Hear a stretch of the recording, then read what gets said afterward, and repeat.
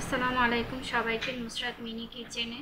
এটাই হচ্ছে সেই রামেন যেটা আমি তৈরি করেছি ম্যাগি ইনস্ট্যান্ট নুডলস দিয়ে। আশা করি কোরিয়ান এই রামেন নুডলসটি আপনাদের ভালো লাগবে। দেখে নেওয়া যাক।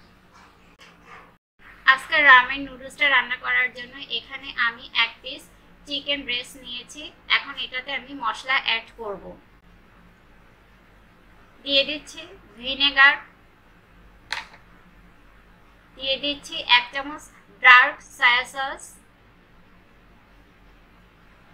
দিয়ে দিচ্ছি 1 চামচ টমেটো সস, দিয়ে দিচ্ছি হাফ চামচ গোলমরিচ, আর দিয়ে দিচ্ছি স্বাদ অনুযায়ী লবণ।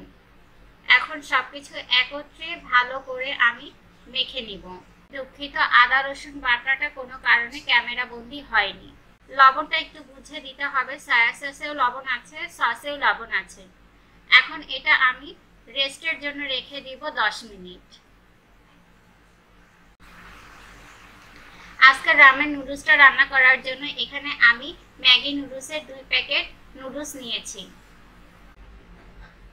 আর নিয়েছি কিছু গাজর, ফুলকপি আর ক্যাপসিকাম। এখন চুলায় একটি হাঁড়ি বসিয়ে দিলাম। হাঁড়িটা গরম হয়ে গেলে দিয়ে দিব সয়াবিন তেল। এখন ম্যারিনেট করা মাংসের টুকরোটা আমি দিয়ে দিব। পানি দেওয়ার কোনো প্রয়োজন নেই, এমনিতেই মাংসটা সিদ্ধ হয়ে যাবে।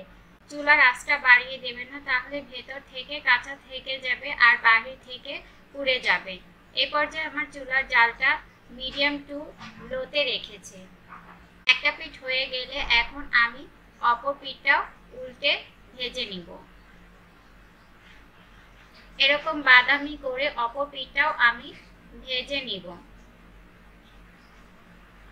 চিকেনটা আমার ভাজা হয়ে গিয়েছে, এখন আমি চুলা থেকে নামিয়ে নিব। এখন একই হাঁড়িতে দিয়ে দিব আদা রসুন কুচি,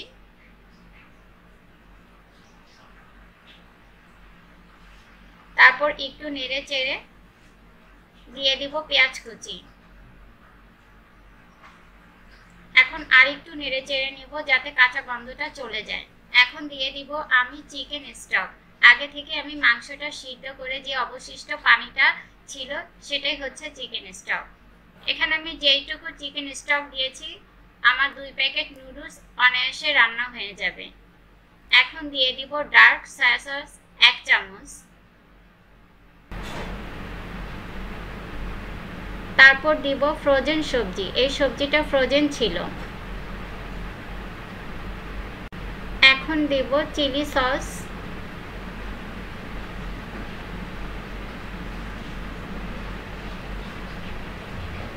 দিয়ে দিচ্ছি টেস্টিং সল্ট, দিয়ে দিচ্ছি গোলমরিচের গুঁড়া।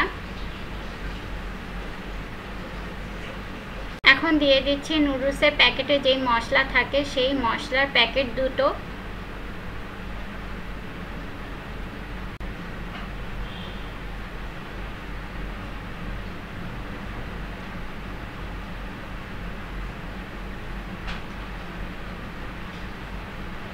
এখন একটু নেড়ে তারপরে দিয়ে দিচ্ছি চিলি ফ্লেক্স। রামেন নুডলসটা যেহেতু ঝাল ঝাল হয় তাই আমি আমার টেস্ট অনুযায়ী দিলাম, আপনারা আপনাদের টেস্ট অনুযায়ী দিবেন। এখন দিয়ে দিচ্ছি স্বাদ অনুযায়ী লবণ, তারপরে আবারও একটু নেড়ে এখন দিয়ে দিব নুডলস।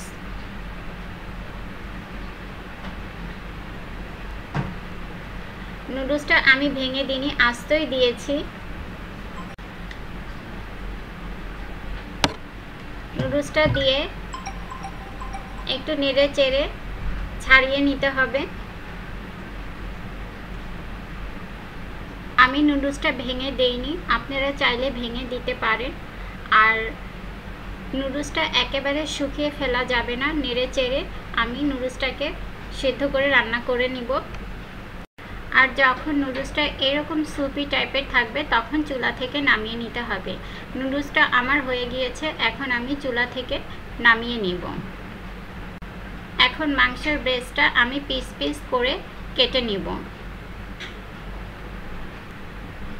কাটা হয়ে গিয়েছে, এখন পরিবেশনের পালা। এখন একটা সাইডে আমি মাংসের ব্রেস্টটা দিয়ে দিব। আপনারা আপনাদের পছন্দ মতো সাজিয়ে নেবেন। একটা ডিম আগে থেকে সিদ্ধ করে রেখেছি, এখন আমি মাঝখান থেকে কেটে ডিমটা একটা সাইডে দিয়ে দিচ্ছি। আমি আমার পছন্দ মতো সাজিয়ে নিচ্ছি। আপনারা আপনাদের পছন্দ মতো চাইলে যে কোনোভাবে সাজাতে পারেন। এখন দিয়ে দিচ্ছি কিছু গাজর কুচি। আপনারা চাইলে যে কোনো সবজি ব্যবহার করতে পারেন একটু অদল বদল করে। এই তো তৈরি হয়ে গেল জনপ্রিয় রামেন নুডলস। এই রামেন নুডলসটা খেতে খুবই মজাদার হয়ে থাকে। বাসায় একবার করে দেখবেন, ইনশাল্লাহ নিরাশ হবেন না। ভালো লেগে থাকলে ভিডিওটি লাইক করে সাবস্ক্রাইব করে পাশে থাকার অনুরোধ রইল। আজকের মতো এখানেই বিদায় নিচ্ছি। আবারও দেখা হবে অন্য কোনো রেসিপিতে। সবাই খুব ভালো থাকবেন। আল্লাহ হাফেজ।